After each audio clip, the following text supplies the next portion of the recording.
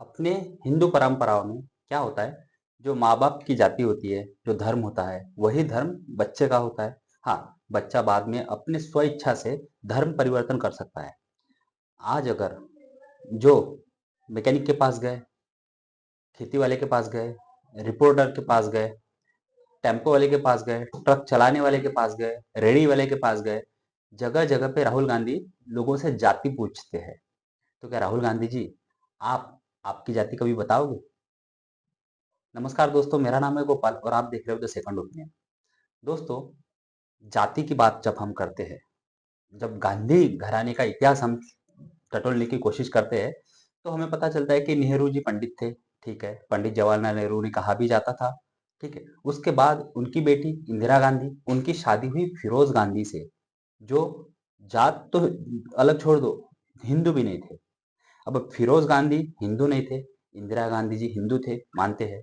अब जो बाप की जाति होती है या बाप का धर्म होता है, वही बच्चे का धर्म होता है। उसके बाद आया राजीव गांधी जी। अब राजीव गांधी की मम्मी हिंदू, राजीव गांधी के पिताजी नॉन हिंदू। राजीव गांधी ने शादी की सोनिया गांधी से। अब राजीव गांधी के पापा हिंदू नहीं, सोनिया गांधी खुद क्रिश्चियन, तो राहुल गांधी जनेऊधारी ब्राह्मण कैसे हुए? तो जगह पे हर किसी को जात पूछने से पहले, क्या राहुल जी आप अपनी जात बताओगे? और अभी बात करते हैं राहुल गांधी का जो विष, जातिगत विष जो इंडियन सोसाइटी में फैलाने की कोशिश कर रहे हैं, उसके पीछे उनका मोटो क्या है?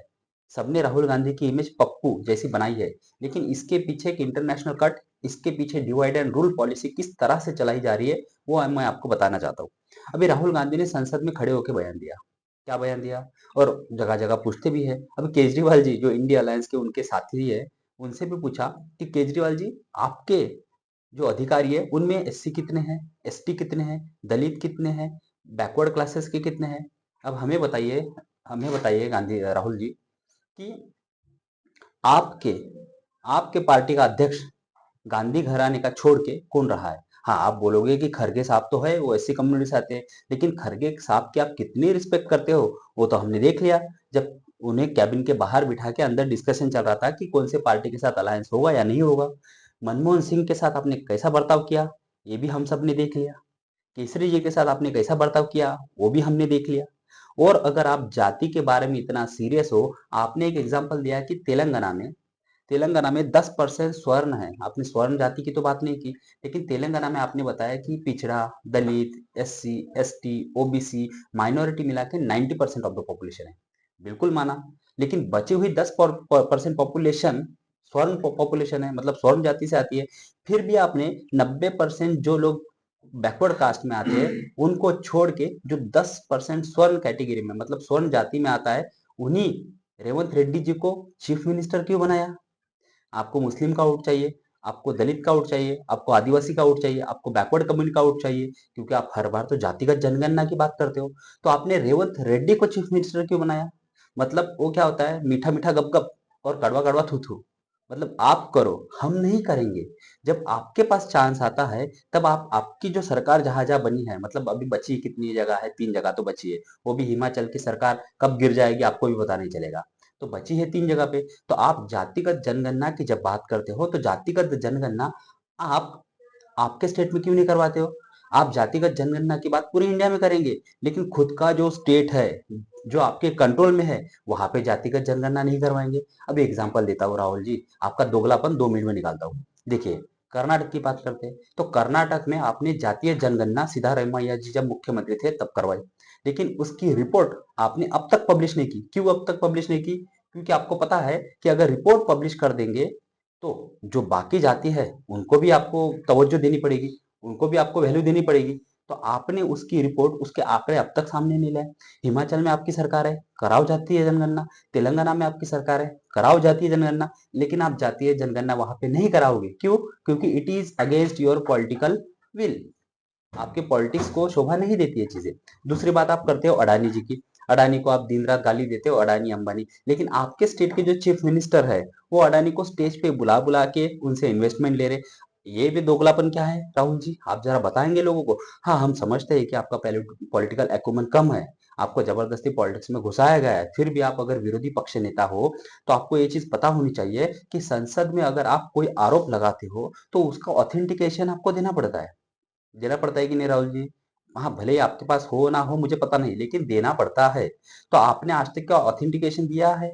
आप बोलते हो कि चाइना चाइना इंडिया में आया है, तो राहुल जी क्या आप इतिहास भूल जाते हो? नेहरू जी नेहरू जी जिनके नाम पे आप अब तक जी रहे हो, वो नेहरू जी जब प्राइम मिनिस्टर थे, तब चाइना 1962 वॉर मतलब इंडियो चाइनीज वॉर जो हुआ था, अंदर घुसा था और लाखों स्क्वायर किलोमीटर की जमीन इंडिया से हड़प ली थी। अब आज आप कहते हैं कि हम सत्ता में आ जाएंगे तो चाइना को 1 मिनट में ढकेल के बाहर देंगे। भाई 1 मिनट में ढकेलने के लिए क्या बच्चा है जिसको आप ढकेल दोगे? हाँ, मैं मानता हूँ कि आपके सिक्स पैक्स आप है, आप बहुत स्ट्रांग हो, आप समुद्र में छलांग लगा के भी तैरना जानते हो, लेकिन वो चाइना है राहुल जी, उनके सामने नहीं टिक पाओगे आप। और आपके पूर्वजों का जो इतिहास रहा है चाइना के साथ, वो इतिहास सबको पता है। 1962 वॉर में जब पता चला नेहरू जी को कि चाइना ने हल्ला कर दिया है, तो हाथ में जो कप था ना चाय का, वो भी ऐसा टल टल टल टल टल टल टल हल रहा था। तो इससे आप में समझ में आ जाती है कि आप में पॉलिटिकल विल पावर कितनी है, आप में लड़ने की क्षमता कितनी है, इससे समझ में आता है। और आप कहते हो बात चाइना की, तो मुझे आप बताइए इंडियन पार्लियामेंट में खड़े हो के आप चाइना की तारीफ करते हो, इसके पीछे क्या राज है? इसके पीछे शायद वो राज तो नहीं है जो आपकी मम्मी सरकार में थी, यूपीए गवर्नमेंट सरकार में थे, और आप इंडिया के एज अ राजपुत्र वहां पे गए थे, और चाइनीज कम्युनिस्ट पार्टी और इंडियन नेशनल कांग्रेस में जो एमओयू साइन हुआ था उसकी फोटो भी है राहुल जी। गूगल पे, यूट्यूब पे आपको तो पता होगा ये सारी चीजें, आपकी मीडिया टीम को तो पता होगा। तो एमओयू क्या हुआ था चाइना पार्टी के साथ, क्या ये आप चीज बता दोगे? ऐसा क्या एमओयू आपने चाइना के साथ किया था कि हर बार आपको चाइना आगे दिखता है और इंडिया हर चीज में पीछे दिखता है? आप कहते हो कि China is the biggest economy, बिल्कुल है चाइना बिगेस्ट इकोनॉमी, फिर आपने क्यों नहीं बनाई? जब 2014 में नरेंद्र मोदी जी ने टेक ओवर किया तो इंडिया 12 नंबर की इकोनॉमी थी, आज इंडिया 5 नंबर की इकोनॉमी है, और आने वाले 2-3 साल में 3 नंबर की हो जाएगी। तो राहुल गांधी, आप हर जगह पे जाति पूछते हो, तो आप भी तो जाति बताओ। आपने कौन देश के कौन से प्राइम मिनिस्टर दलित समुदाय से बनाए, एससी एसटी समुदाय से बनाए? अरे नरेंद्र मोदी जी को जिनको आप दिन रात गहराते हो, उन्होंने 2019 से 2024 तक जो सेकंड कार्यकाल था उनका, उसमें उन्होंने रामनाथ कोविंद जो एससी कम्युनिटी से बिलोंग करते हैं उनको प्रेसिडेंट ऑफ इंडिया बनाया। और उसके बाद ऑनरेबल द्रौपदी मुर्मू जी जो संथाल कम्युनिटी से बिलोंग करती है, मतलब जातीय जनगणना में आदिवासी कम्युनिटी, उससे भी सबसे निचली जाति के व्यक्ति को प्रेसिडेंट बनाया है। क्या आप ऐसा कर सकते हो? राहुल गांधी जी, बोलना अलग होती है चीज और करना चीज मुश्किल होती है। तो हर जगह पे जात पूछना, ये पूछना, अभी थोड़ा बच्चे जैसा बिहार बिहेवियर करना बंद करो। आप लीडर ऑफ अपोजिशन हो और देश के लिए आप क्या कंट्रीब्यूट कर सकते हो उसके बारे में सोचो। आपको ये वीडियो कैसा लगा प्लीज कमेंट बॉक्स में बताएं, और प्लीज मेरे चैनल को लाइक, शेयर और सब्सक्राइब करिएगा। धन्यवाद।